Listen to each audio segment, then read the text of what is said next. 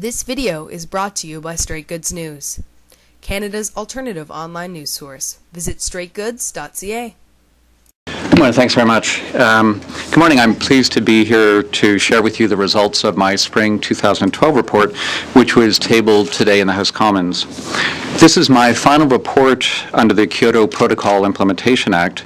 As you know, the government announced last December its withdrawal from the Kyoto Protocol. However, the Act, as of today, remains in effect, and I'm thus required by law to report on the government's 2011 climate change plan. Let me now turn to the government's approach to meeting its current target for greenhouse gas emission reductions of 17% by the year 2020.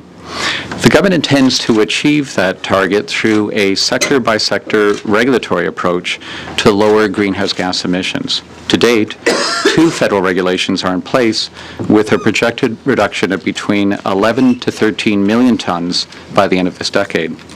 Canada will need to reduce its emissions by more than 10 times that amount to reach its 2020 target. The government said it was withdrawing from the Kyoto Protocol because remaining in it would be too costly to the Canadian economy. We therefore expected the government would have estimated how much it will cost to meet its 2020 target and identified the least costly options. We found that this has not been done. Turning now to our report on federal contaminated sites and their impacts, we found that the government has made progress in identifying some 22,000 contaminated sites across the country for which it has responsibility. The government has also put in place a good system to classify sites and steps to manage them. To date, the government reports that nearly half the contaminated sites have been closed. We expect that dealing with the remaining 13,000 sites will be a major challenge.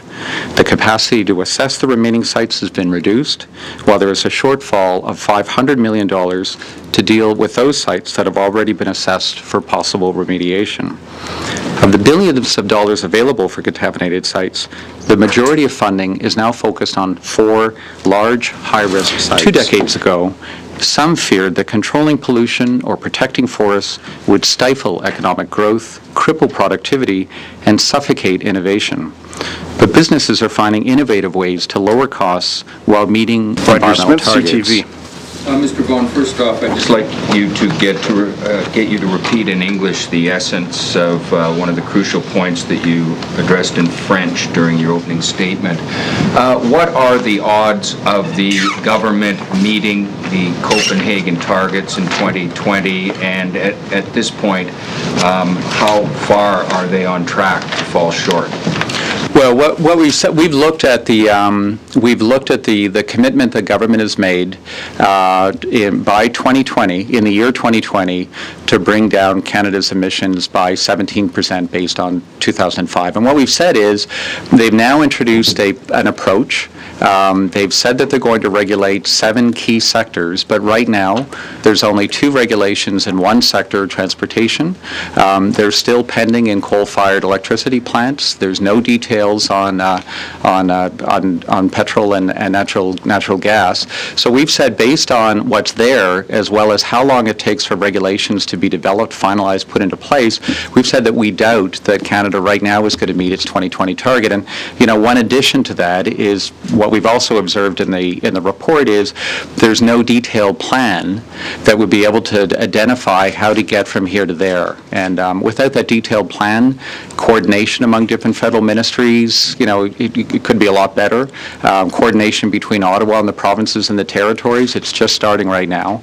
And also for the private sector, they want predictability to say, where is Ottawa going in the future regulations? And for all those reasons, we've said right now we doubt that Canada is on track to meet its 2020 target.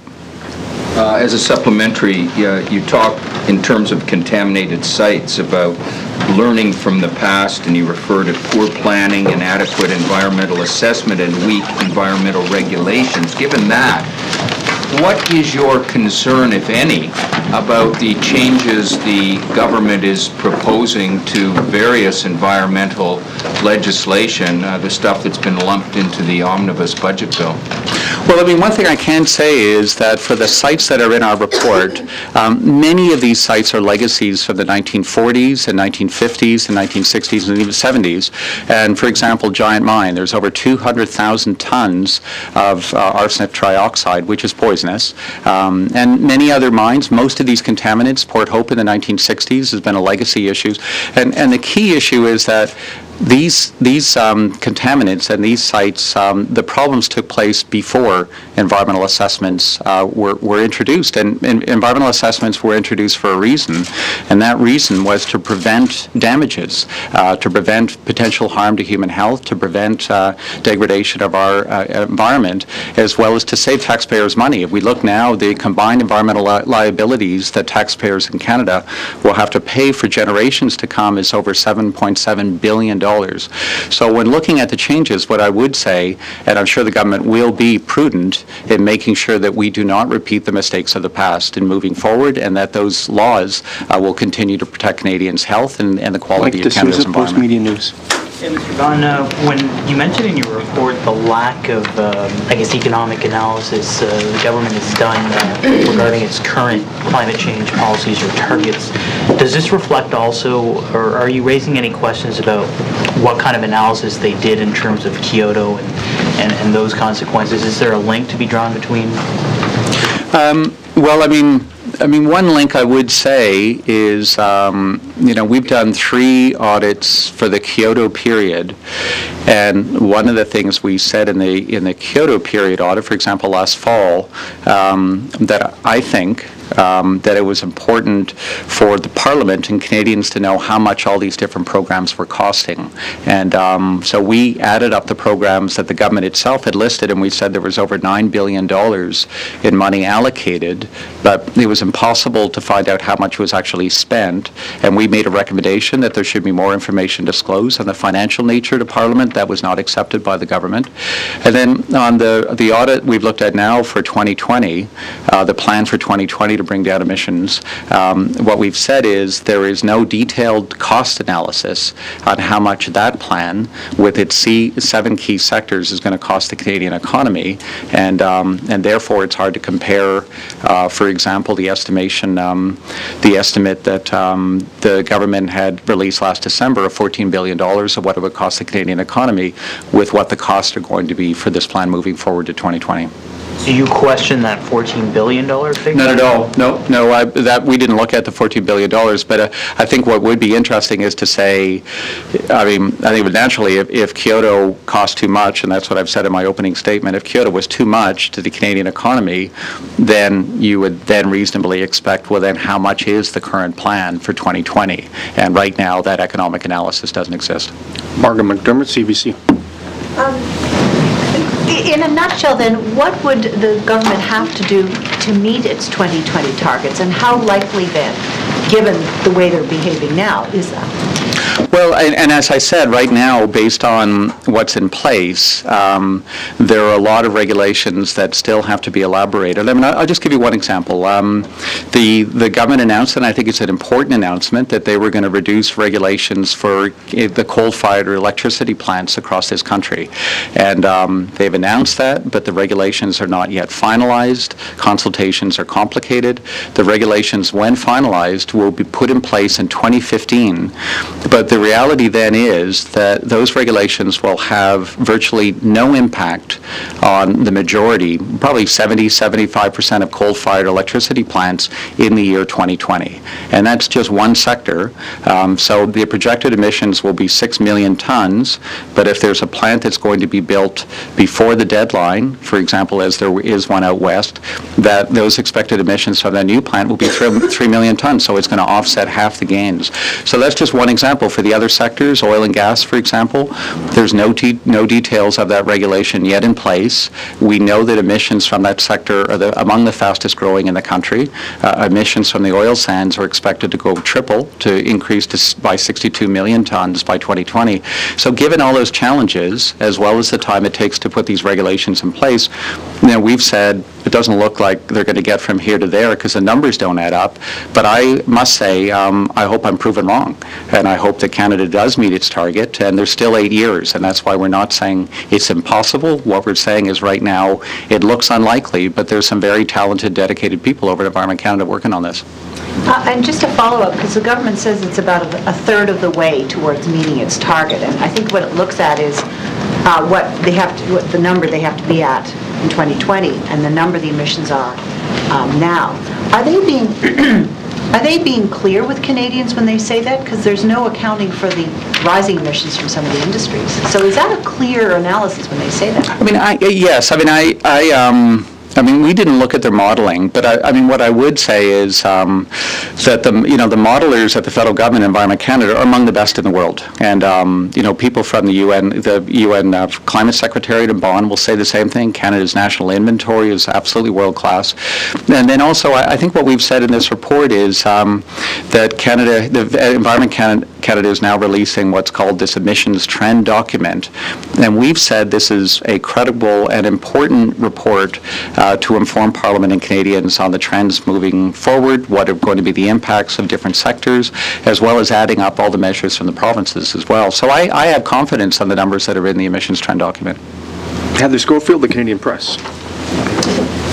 So, just to follow up on Margot's first question, Is there time left if the government says, okay, what we're doing right now is not going to get us there? Is there time left to radically change course and get there some other way?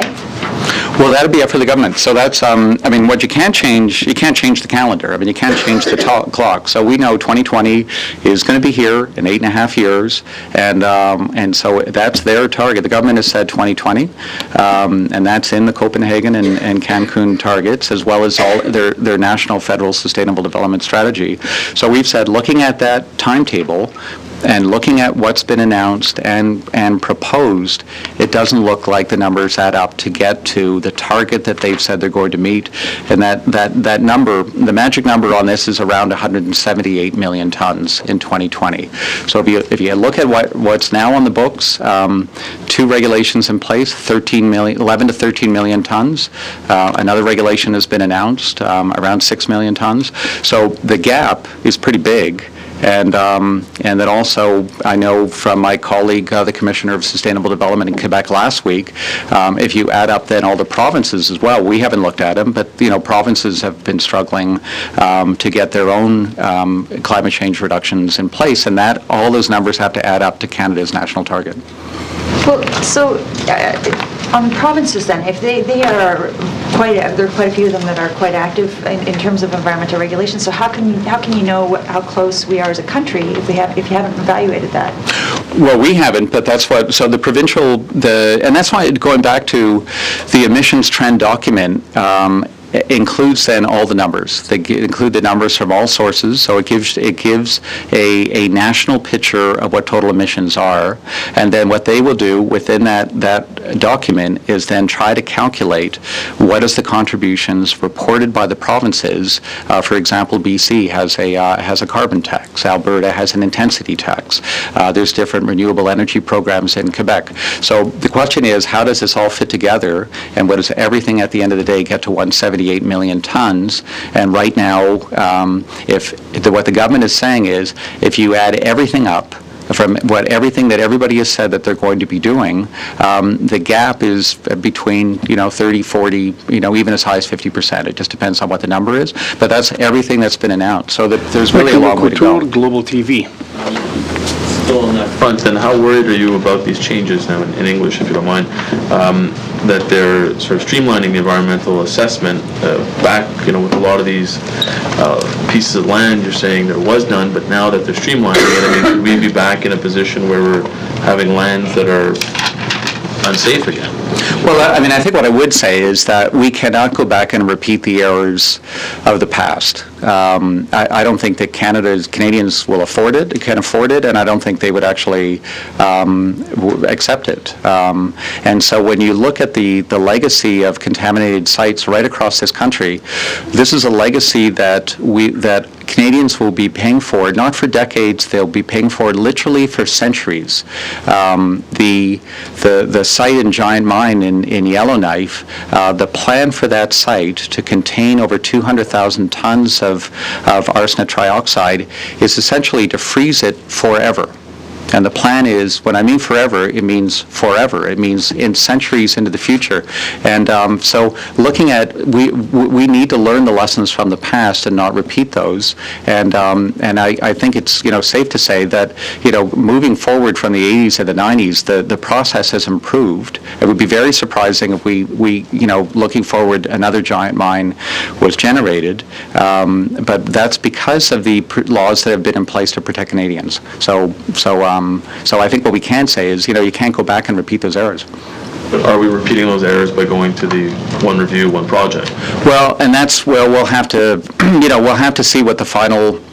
One, to see that the bill is not finalized. There's still information that's still pending in it. For example, there's a represented list of projects, which is very, very important. That's not yet finalized, as there would be in any bill.